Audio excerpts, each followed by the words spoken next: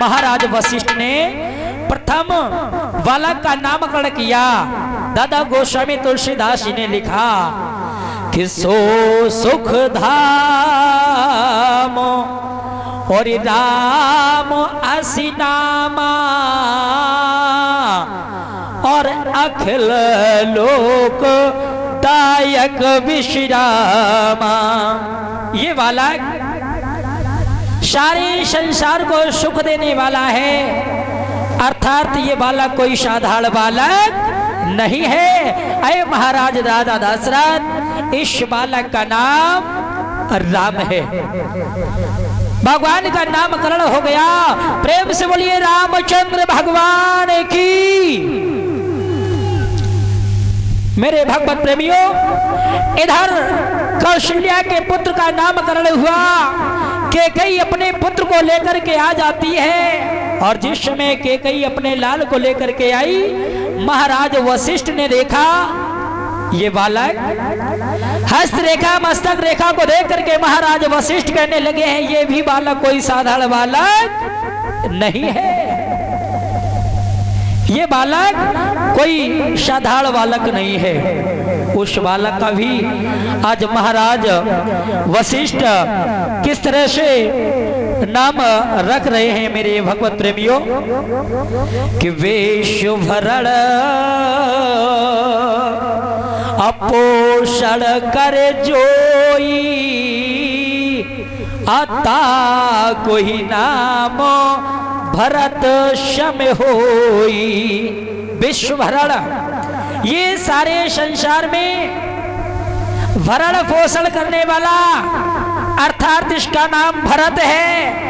और जो भरत के नाम को जपेगा उसके घर में कभी अन्न की कमी नहीं होगी।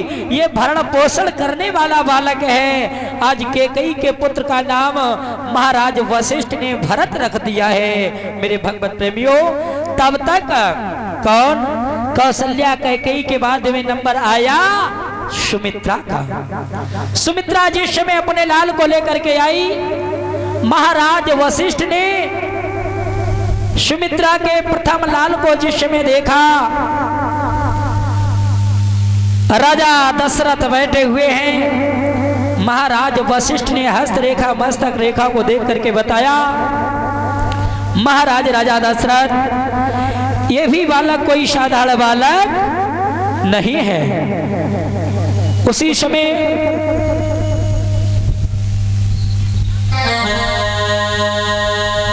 महाराज वशिष्ठ ने उस बालक का नामकरण किया। क्या?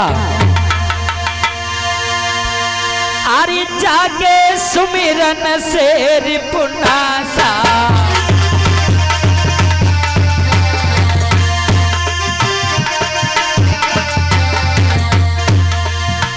नामकरण कर रहे हैं महाराज वशिष्ठ।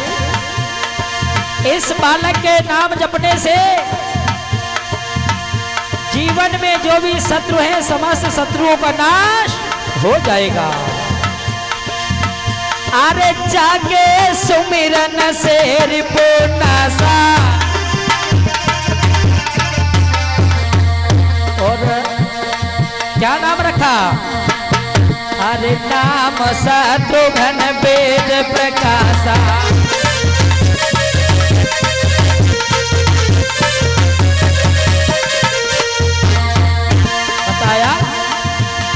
उस बालक का नाम रखा कि जाके सुमिरन से रिपुनासा, और नाम शत्रुघ्न वेद।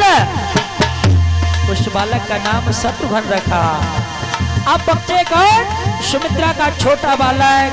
जिस समय महाराज वशिष्ठ ने देखा, क्या देखा?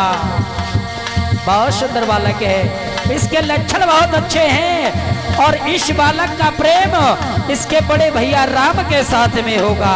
महाराज वशिष्ठ ने देखा और उस बालक का नाम क्या रखा?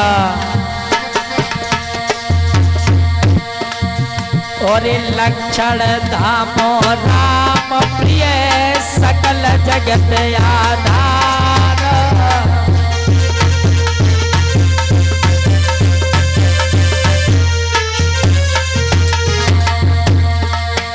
और लक्षण धामो राम प्रिय सकल जगत आधार।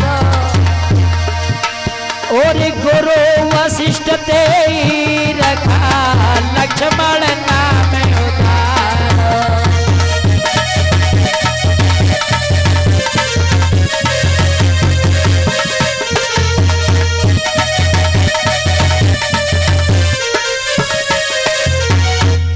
महाराज वशिष्ठ ने इस तरह से चारों बालकों का नामकरण किया है।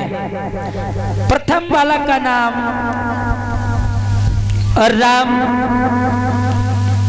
और कैकेयी के पुत्र का नाम भरत। सुमित्रा के उधर से दो बालकों ने जन्म लिया जिनका नाम लक्ष्मण और शत्रुघ्न रखा गया है।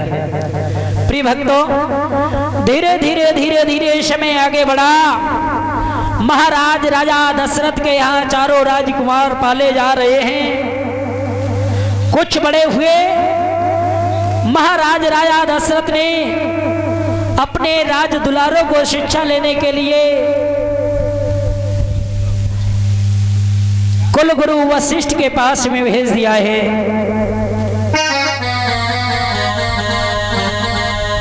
भगवान राम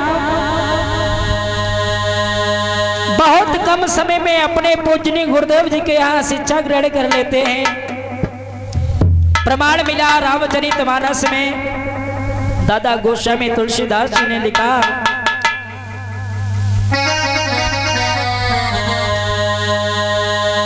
मर्यादित पुरुषोत्तम श्री राम ने बहुत कम समय में शिक्षा को ग्रहण कर लिया। शिक्षा ग्रहण करने के बाद मेरे भगवत प्रेमियों, जिस समय चारों राजकुमार अपने महल में आ जाते हैं, धीरे धीरे समय आगे बढ़ा। बालक कुछ बड़े हुए। 7 वर्ष की अवस्था हो जाती है। महाराज राजा दशरथ राजकुमारों को बड़े प्रेम के साथ में बीच आंगन में पाल रहे हैं। इधर कथा प्रसंग अब कुछ और बढ़ता हुआ चलेगा समय के अनुसार। राजा दशरथ के यहाँ भगवान का अवतार हुआ और इधर जगत जननी सीता ने कहा जनकपुर में अवतार लिया। महाराज जनकपुर में सीता जी ने जन्म लिया है। और कहां से लिया बाबा जी? सीता जी कहां से प्रकट हुई है? बड़े बड़े विद्वान बताते हैं कि मिथिलापुर में जनकपुर में 12 वर्ष तक क्या पड़ा? सूखा पड़ी। क्या पड़ा? सूखा। अब जब सूखा पड़ी तब राजा जनक और इनकी धर्मपत्नी सुनैना ने मिलकर के सोने का हल चलाया है? हल चलाया। हल एक जगह अटक गया। उस जगह से कुंभ निकला, एक घड़ा निकला और घड़ा से ही सीता जी का प्रादुर्भाव हुआ है। परीक्षित जी सुना है? सुना होगा, लेकिन कथा में ऐसा कुछ नहीं है। क्या अनुरागी जी की कथा है, पूजनी महेंद्र कुमार सत्संगी जी की कथा है। ऐसा कुछ नहीं है। जिस जगह पर 12 वर्ष तक बारिश नहीं होगी, सूखा पड़ेगी, तो बताइए परीक्षित जी वहां तुम्हारा ये जो ट्रैक्टर से कल्टीवेटर चलता है ये भी नहीं चल पाएगा। सोने का हल कैसे चल गया है? सोना कैसा होता है? मुलायम है? और खेत में पानी लगाओ, शायद 10 दिन से 15 दिन रह जाए तो ट्रैक्टर वाला भी मना करेगा। सूखा नहीं पड़ी। राजा जनक के यहाँ जनकपुरी में अकाल पड़ा। अकाल और सूखा में बहुत बड़ा फर्क है। अकाल क्या है? फसल तो तैयार हो गई लेकिन ओले गिर गए, फसल नष्ट हो गई।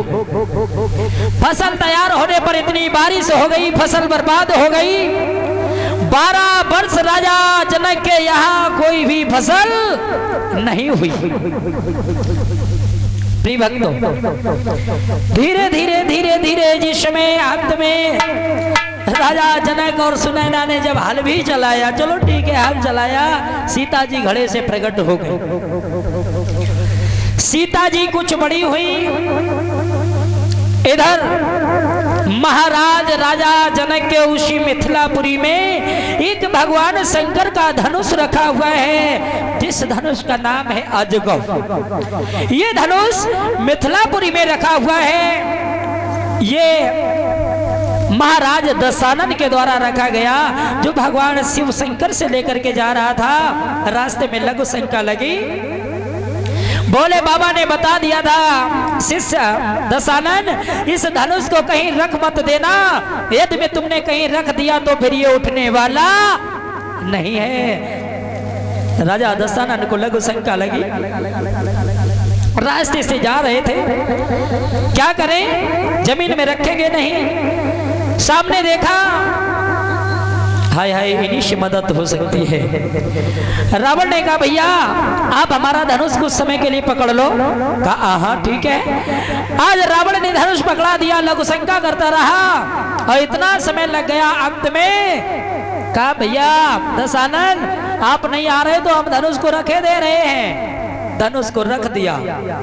रावण आया, धनुष को उठाता रहा। उठाना तो बहुत बड़ी बात है, धनुष तिल भर हिला भी नहीं। इधर राजा दशरथ के यहाँ चारों बालक पाले जा रहे हैं। महाराज विश्वामित्र दंडक वन में निवास कर रहे हैं।